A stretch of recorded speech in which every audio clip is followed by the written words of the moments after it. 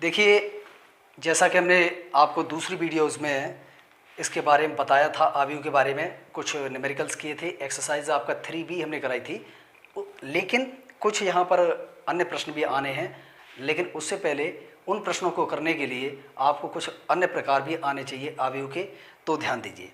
तो यहाँ पर अन्य प्रकार किस प्रकार से हैं वो आपके यहाँ पर आता है। सबसे पहले नंबर 1 जिसको कहते हैं परिवर्त आव्यूह।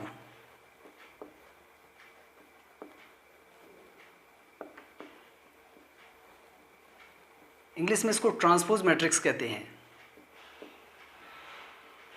ट्रांसपोज ऑफ ए मैट्रिक्स या ट्रांसपोज मैट्रिक्स, केवल इतना लिख सकते हैं, ट्रांसपोज मैट्रिक्स। तो क्या होता है ट्रांसपोज मैट्रिक्स, इसके बारे में जान लें। जैसे यदि आपके पास कोई एक मैट्रिक्स है, मान के चलिए आपके पास है A बराबर ABC 1 2 3 X Y Z। आपका ये कोई मैट्रिक्स दे रखा है, आपको करना क्या है, इसका परिवर्त आव्यूह ज्ञात करना है।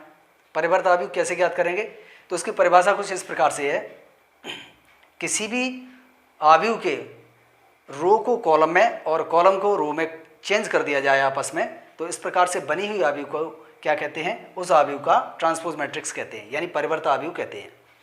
जैसे परिवर्त आव्यूह को हम A डैश इस तरीके लिख देते हैं, या AT भी लिख सकते हैं। तो अब यहाँ A डैश का जो वैल्यू हम निकालेंगे, किस प्रकार से निकालेंगे, ध्यान दीजिए।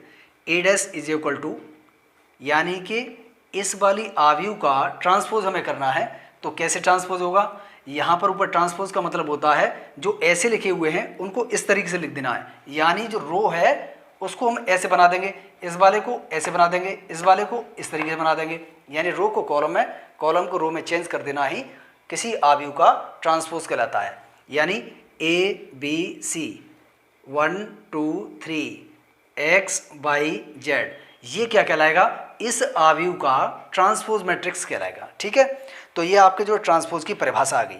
इसके बाद आता है जिसे हम कहते हैं सममित आव्यूह, सिमेट्रिक मैट्रिक्स। तो सममित आव्यूह क्या होता है, क्या इसकी डेफिनेशन है, एक उदाहरण से हम स्पष्ट करेंगे। तो देखिए, सममित आव्यूह,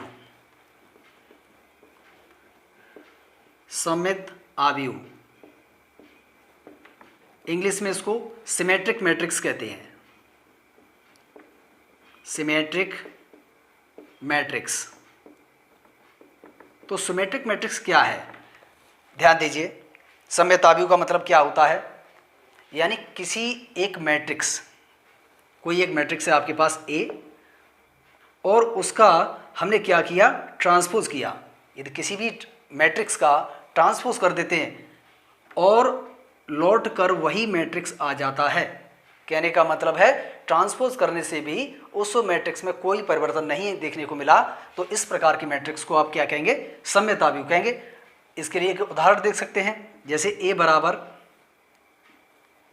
AHG HBF GFC।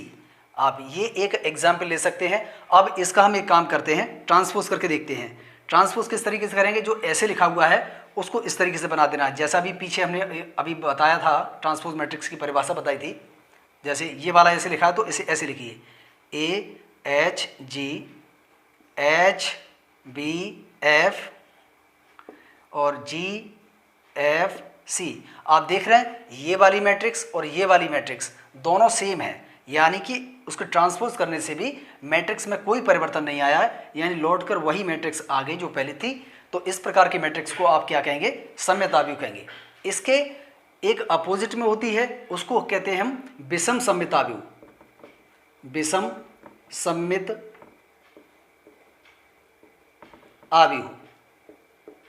अब विषम सममित आव्यूह क्या होता है, इसको इंग्लिश में स्क्यू सिमेट्रिक मैट्रिक्स कहते हैं, स्क्यू सिमेट्रिक मैट्रिक्स। तो स्क्यू सिमेट्रिक मैट्रिक्स की परिभाषा क्या होती है, इससे जरा सा, या फिर इसी को हम थोड़ा एक्सटेंड करें आगे, कि यदि किसी मैट्रिक्स का ट्रांसपोज कर देने से वो मैट्रिक्स आपका -a बन जाता है, तो इस प्रकार की मैट्रिक्स को हम इसकी सिमेट्रिक मैट्रिक्स कहेंगे, यानी विषम सममित आव्यूह कहेंगे। कैसे? एक उदाहरण लेके चलते हैं। जैसे आपके पास उदाहरण लिखा हुआ है 0 -h -g और h g 0 f -f और 0। आपके पास ये कोई मैट्रिक्स है, हम ये माइनस नहीं है, यहाँ पर h लिखा हुआ है। ये आपके पास कोई भी एक मैट्रिक्स लिखा हुआ है, हम एक काम करते हैं, इसका डैश निकालते हैं, यानी कि इसका ट्रांसपोज करते हैं। तो ट्रांसपोज जैसे ही हम करेंगे तो क्या निकल के आएगा? 0, यानी इसको इस तरीके से लिखना है -h -g और इसके बाद h 0 और ये आपका -f और g f और 0। अब एक काम करें, यहाँ देखने को हमें क्या मिल रहा है कि पहले यहाँ पर माइनस नहीं थे, लेकिन यहाँ माइनस आ गए, यहाँ माइनस थे, यहाँ प्लस हो गए। तो एक काम करते हैं कि यहाँ से माइनस को हम कॉमन ले रहे हैं, तो माइनस कॉमन लेंगे तो प्लस वाले माइनस के हो जाएंगे और माइनस वाले प्लस के हो जाएंगे। तो a dash is equal to क्या बनेगा? माइनस, हमने माइनस को कॉमन लिया है तो प्लस वाले माइनस के हो जाएंगे और माइनस वाले प्लस के हो जाएंगे। तो 0 h g और ये आपका -h हो जाएगा, ये -g हो जाएगा, ये -f हो जाएगा और ये 0 हो जाएगा। तो ये बन गया आपका, बीच में आपका 0 है, ये आपका f रह जाएगा। इस तरीके से आप देख रहे हैं, यानी माइनस कॉमन ले लेने से उस वो आव्यूह जो पहले दे रखी थी वही दोबारा से यहाँ पर फॉर्म बन गई है। इसका मतलब है ये आपका दोबारा से a आ गया। कैसा आया है? लेकिन a वो -a के बराबर आया है। तो इसे हम लिख देंगे, यहाँ नीचे लिख देते हैं कि a dash is equal to क्या निकल के आया? -a। तो अर्थात दिया गया मैट्रिक्स क्या कहलाएगा? विषम सममित आव्यूह कहलाएगा। तो ये चीज़ हमने जानी, सममित आव्यूह, विषम सममित आव्यूह।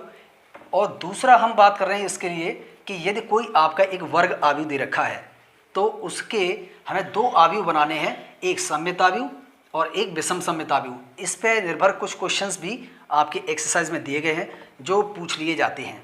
यदि आपके पास कोई एक वर्ग आव्यूह दिया गया है और कहे उसमें कि इस एक आव्यूह को सममित और विषम सममित आव्यूह के योग के रूप में लिखिए, तो देखिए जैसे कि आपके पास कोई एक आव्यूह दिया गया है a और इसको हम क्या करना है कि दो आव्यूहों के रूप में लिखना है, योग के रूप में लिखना है। एक आपका सममित आव्यूह कहलाएगा और दूसरा आपका विषम सममित आव्यूह कहलाएगा। तो इसको लिखने का तरीका होता है कि 1/2 और यहाँ पर a प्लस a डैश कर दें। डैश आप जानते ही हैं, जैसा पीछे बता दिया, किसी भी आव्यूह का ट्रांसपोज उसका डैश कहलाता है, यानी परिवर्त आव्यूह कहलाता है। Plus 1/2 a minus a dash कर देने से जो हमें मान मिल रहे हैं, यानी ये जो दो आव्यूह मिलेंगे, एक ये वाला एक ये वाला, तो ये आपका जो कहलाएगा वो सममित आव्यूह कहलाएगा, सममित आव्यूह कहलाएगा। और दूसरा आपका जो होगा उसे हम कहेंगे विषम सममित, विषम सममित आव्यूह कहेंगे इसे। तो इस तरीके से हम किसी भी एक वर्ग आव्यूह को उसके दो भागों में तोड़कर लिख सकते हैं, जिसमें एक भाग आपका सममित आव्यूह कहलाता है, दूसरा आपका विषम सममित। यानी उस आव्यूह का सममित आव्यूह निकालना है तो कैसे निकालेंगे कि जो दिया गया है मैट्रिक्स उसको लिखेंगे और उसका ट्रांसपोज कर लेंगे, रो को कॉलम में, कॉलम को रो में चेंज करके दोनों को जोड़ देंगे, जो निकल के आए उसमें दो का सभी अवयवों में भाग लगा देंगे। तो इस तरीके से, या 1/, वैसे भाग की व्यवस्था नहीं होती है तो यहाँ 1/2 का सभी अवयवों में गुणा कर देंगे। और इसी तरीके से यहाँ पर इनका जो माइनस निकाल के यानी घटा के और 1/2 से सभी अवयवों में गुणा करके जो निकल के आएगा वो आपका विषम सममित होगा, पहला वाला सममित आव्यूह होगा। तो ये आपका दूसरा प्रकार रहा है। अब देखिए वर्ग आव्यूह का सारणिक। सारणिक क्या होता है? सारणिक के बारे में वैसे तो एक अगला चैप्टर है, बहुत ही अच्छी तरह से आपको डिटेल में उस चैप्टर में पढ़ाया जाएगा, लेकिन एक उसका तरीका बता दिया जाएगा कि जैसे यदि कोई आव्यूह दे रखा है और उसका हम निकालना चाहते हैं वर्ग आव्यूह का सारणिक, वर्ग आव्यूह का सारणिक, तो सारणिक किस तरीके से निकालेंगे? जैसे आपके पास यदि कोई एक मैट्रिक्स दे रखी है और मान के चलिए यही है A11 A12 A13 A21 A22 A23 A31 A32 A33, ये आपकी मैट्रिक्स दे रखी है। तो ये तो आव्यूह का चिन्ह है। और आपको जो अगला चैप्टर पढ़ाएंगे यानी सारणिक, जैसे इंग्लिश में डिटरमिनेंट कहते हैं, तो उसका जो चिन्ह रहेगा आपका ये रहेगा, यानी ये आपको ज्ञात करना है। तो अब ये मैट्रिक्स का चिन्ह हट के यहाँ पर ये लग जाएगा, यानी A11 A12 A13 A21 A22 A23 A31 A32 A33, इस तरीके से। अब इसको निकालने का जो तरीका रहेगा वो आपको अगले चैप्टर में ही बताया जाएगा, किस तरीके से इसको फाइंड आउट करते हैं। एक चीज़ आपको बता देना चाहते हैं, आव्यूह का कोई एक निश्चित मान नहीं होता है, लेकिन सारणिक का एक निश्चित मान होता है। ये सबसे बड़ा एक महत्वपूर्ण इसमें देखा जाता है आव्यूह और सारणिक के बीच में अंतर। तो अब बात करते हैं हम आगे व्युत्क्रमणीय आव्यूह, क्योंकि हमें इसीलिए इसको बताया है। तो देखिए, इससे सिंगुलर मैट्रिक्स इंग्लिश में लिखेंगे, सिंगुलर मैट्रिक्स यानी व्युत्क्रमणीय, सॉरी अव्युत्क्रमणीय, अव्युत्क्रमणीय आव्यूह, सिंगुलर मैट्रिक्स। तो सिंगुलर मैट्रिक्स का मतलब क्या है? यदि किसी आव्यूह का, जो अभी हम लिखे हैं, यानी सारणिक, सारणिक का मतलब है मॉड यानी ए, यानी किसी भी यदि आव्यूह का यदि ये मॉड ए यानी सारणिक उसका शून्य हो जाता है, जीरो निकल के आता है, तो वो आव्यूह आपका क्या कहलाएगा? अव्युत्क्रमणीय आव्यूह अर्थात सिंगुलर मैट्रिक्स कहलाएगा। इसके जस्ट विपरीत एक आता है non singular matrix, non singular matrix. तो नॉन सिंगुलर मैट्रिक्स की परिभाषा क्या बनेगी यहाँ पर, कि वह वर्ग आव्यूह जिसका सारणिक का मान शून्य नहीं होता है, तो वो आपका क्या कहलाता है? नॉन सिंगुलर मैट्रिक्स कहलाता है, यानी व्युत्क्रमणीय आव्यूह कहलाता है। जैसे अब एक हम छोटा सा उदाहरण देके बताते हैं कि सारणिक निकालने का तरीका क्या होता है। सारणिक का चिन्ह तो अब मैंने बता दिया, इस तरीके से होता है, जैसे 2 3 और 1 1 4 कह सकते हैं, कुछ भी लिख दिए, ठीक है। तो करते क्या है, उसका सारणिक निकालने के लिए इसका गुणा इसमें करेंगे, यानी 4 दूनी 8, बीच में माइनस लगाएंगे, इसका गुणा इसमें कर देंगे, 1 गुणा 3, अर्थात यहाँ पर 8 माइनस 3 तो निकल के आएगा 5। ये हमने जैसे पहले भी बताया कि एक आव्यूह का निश्चित मान नहीं होता है, लेकिन सारणिक का एक निश्चित मान होता है। तो जी देख रहे हैं आप, जो 5 निकल के आई है, एक कोई फाइनाइट वैल्यू यानी कोई निश्चित मान निकल के आया है, यही इसका सारणिक का मान कहलाएगा। ये तो रही 2x2 मैट्रिक्स के लिए बात। 2x2 मैट्रिक्स का जो सारणिक का मान है इस तरीके से निकाल लेते हैं। 3x3 का आएगा, 3x3 निकालने के जो नियम आएंगे वो सारणिक चैप्टर में ही आपको अच्छी तरह से समझा दिए जाएंगे। इसके बाद आता है जिसको हम कहते हैं एडजॉइंट मैट्रिक्स यानी सहखंडज आव्यूह। सहखंडज आव्यूह क्या होता है, इसकी काफ़ी महत्वपूर्ण भूमिका रहेगी इस चैप्टर में कुछ प्रश्नों को निकालने के लिए सहखंडज आव्यूह की। तो देखिए इसकी परिभाषा किस तरीके से है या किस प्रकार से ये कार्य करता है।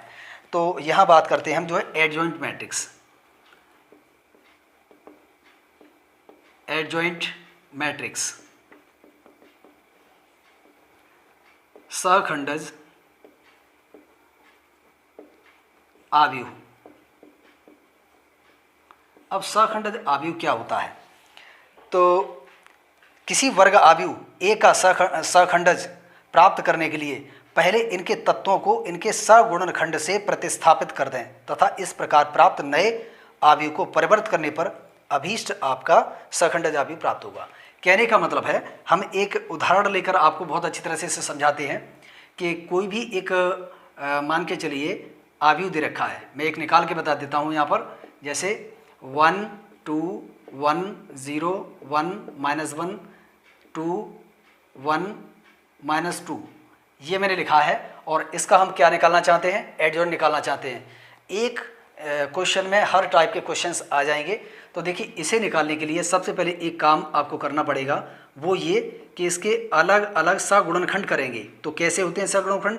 A11 ये 3x3 का है तो इसके 9 होंगे, 2x2 का होता उसके 4 होते। तो इस तरीके से A12 A13 A21 A22, A23, A31, A32, A33। तो इस तरीके से हमारे देखिए 3 ये रहे, 3 ये रहे और 3 ये, यानी 9 बन गए यहाँ से। अब A11 कैसे निकाला जाएगा, A12, A13, A21, A22, ये सब किस तरीके से निकाले जाएंगे वो ध्यान दे लीजिए। तो देखिए इनको निकालने का तरीका होता है, यहाँ पर हम सारणी का चिन्ह बनाएंगे हर किसी के सामने। ये लीजिए बना दिया हमने। इनको निकालने का बहुत ही शॉर्टकट मेथड रहेगा और इसमें कुछ चिन्ह का उपयोग होता है, माइनस और प्लस, किसके आगे माइनस आएगा किसके आगे प्लस आएगा, ये काफ़ी महत्वपूर्ण है। यह छोटी सी ये गलती हो जाती है तो आपका पूरा आंसर गलत आएगा। A11 का मतलब है पहली रो, यानी पहली रो ये है और पहला कॉलम यानी ये वाला है, इसको हाइड कर लें इस तरीके से, तो जो बचेगा वो यहाँ पर लिख दिया जाएगा 1, -1, 1 और -2। अब ये कह रहा है कि पहला रो और दूसरा कॉलम, पहला रो ये रहेगा और दूसरा कॉलम आपका ये रहेगा, ये बीच वाला जो है। तो इस तरीके इसको हाइड करेंगे, जो बचेगा उसको यहाँ पर नोट करेंगे, यानी 0, 2, -1, -2। इसी तरीके से A13 को क्या करेंगे, पहला रो आपका जो लिखा हुआ है वो यही है और तीसरा कॉलम ये वाला है, तो जो बचा ये वाला यहाँ आ जाएगा 0, 1, 2, 1। ऐसे ही A21 का मतलब है दूसरा रो है और पहला कॉलम है, यानी 2, 1, 2, 1 और यह आपका 1, -2। ऐसे ही A22 कैसे निकालेंगे कि दूसरा रो और दूसरा कॉलम, तो यानी बीच वाला दोनों तरफ से जो है इस तरीके हाइड करेंगे, तो 1, 1 और ये आपका बचेगा 2, -2। अब 2, 3 का मतलब है हम ये लिखेंगे इतना, तो देखिए ये आपका जो बचा है 1, 2, 2, 1। अब 3, 1 की बारी आती है, तो देखिए ये वाला, यानी 2, 1, 1, -1 और 2, 2।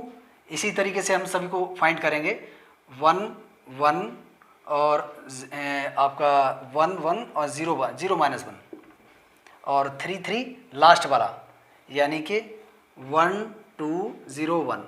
अब देखिए एक और एक को ऐड करेंगे, जोड़ेंगे, 1 + 1, ये हमें मिलेगी संख्या कितनी, 2। 2 संख्या होती है, सम संख्या है, यानी सम संख्याओं के आगे आप प्लस का चिन्ह लगाएंगे। 1 और 2 3 हो जाएगा, इसके आगे आपका यानी विषम संख्या है, उसके आगे माइनस का चिन्ह लगाएंगे।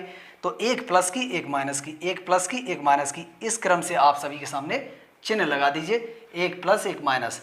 तो ये आप जैसे लगा देंगे तो इनके मान अभी हमने जैसे निकाले थे, सारणिक किस तरीके से निकालते हैं, इसका गुणा इसमें करते हैं, यानी -2 का गुणा 1 में करेंगे तो -2 हो जाएगा, बीच में माइनस लगाते हैं और -1 का 1 से करेंगे तो माइनस का 1 आएगा, तो माइनस का 1 यहाँ पे लिखेंगे इस तरीके से।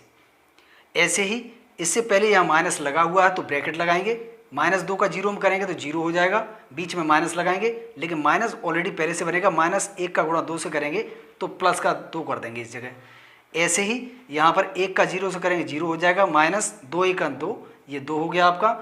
इसी तरीके से आप इसको सॉल्व करेंगे तो ये बीच में पहले माइनस लगा हुआ है तो माइनस का 4 पहले लिखेंगे और यहाँ पर माइनस का 1 का गुणा 1 से करेंगे तो 1 आ जाएगा। इस तरीके से ऐसे सभी को सॉल्व कर लेंगे तो -2 माइनस पहले लगा हुआ है तो 1 -4 और ये -2 -1 या माइनस लगा है तो -1 -0 और ये 1 माइनस के 0। तो इस तरीके इनको सॉल्व किया जाए तो यानी क्या निकल के आएगा, -2 और ये प्लस का 1 हो जाएगा तो ये माइनस का 1 बचेगा, ये माइनस का 2 कहलाएगा। ऐसे ये भी आपका माइनस का 2 निकल के आएगा, ये आपका माइनस के 5 हो जाएंगे, लेकिन इस माइनस से ये प्लस का 5 हो जाएगा, ये निकल के आ गया। ऐसे ही इनको सॉल्व किया जाए तो ये माइनस के 4 हो जाएगा, ये आपका -3 बचेगा, लेकिन इस माइनस से ये प्लस का 3 हो जाएगा, ये आपका माइनस के 3 हो गया, यहाँ पर ये प्लस का 1 हो जाएगा, ये आपका 1। तो जो वैल्यू निकल के आई हैं इन सभी वैल्यूज़ को हम क्या करेंगे, डायरेक्टली हम एडजॉइंट ये निकालना है ए का, तो एक काम करते हैं, एडजॉइंट ऑफ ए यानी ये निकालना चाहते हैं तो हम इन सब के मान इस जगह लगा देंगे, A11, A12, A13, A21, A22, A23, A31, 832 833, इस तरीके से इन सब के मान हम यहाँ उठा के लगा देंगे। वैसे तो हमें ये क्या है, ये जो गुणनखंड हमने निकाले हुए हैं उनका परिवर्त आव्यूह है। यदि एक लाइन थोड़ा सा हमने यहाँ पर मतलब कम की है, यदि इसको सबसे पहले ऐसे सीधे ऐसे लिखते, उसके बाद इसका परिवर्त करके जो परिवर्त होता है सगुणनखंड निकाले हुए का, वही आपका क्या कहलाता है, एडजॉइंट कहलाता है, एडजॉइंट ऑफ ए कहलाता है। ठीक है, तो यहाँ इस सभी के मान लगा देंगे। आपने निकाले हैं, जैसे ये -1 यहाँ लग जाएगा, और ये आपका -2 यहाँ लग जाएगा, ये आपका ये -2 यहाँ पर लग जाएगा, ये आपका 5 यहाँ जाएगा।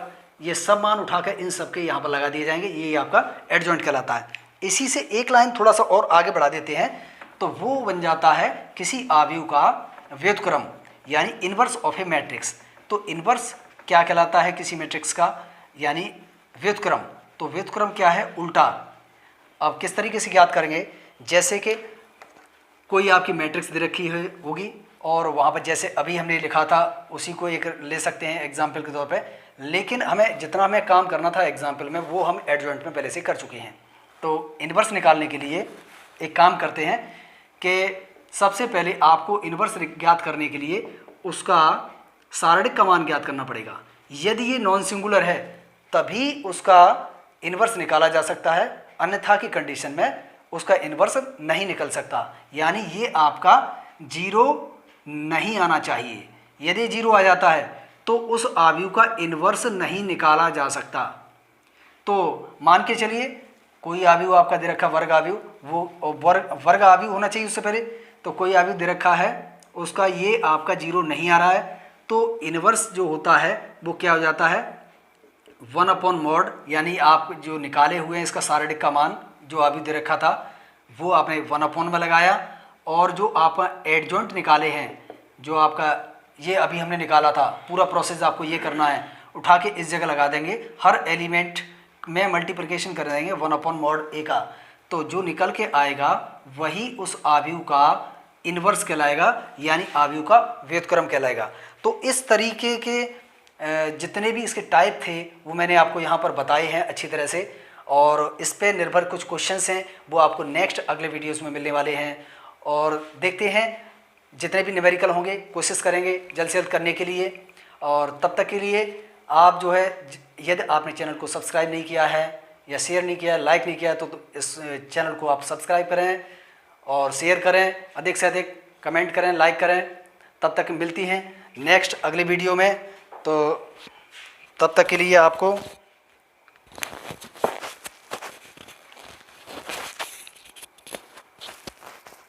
धन्यवाद।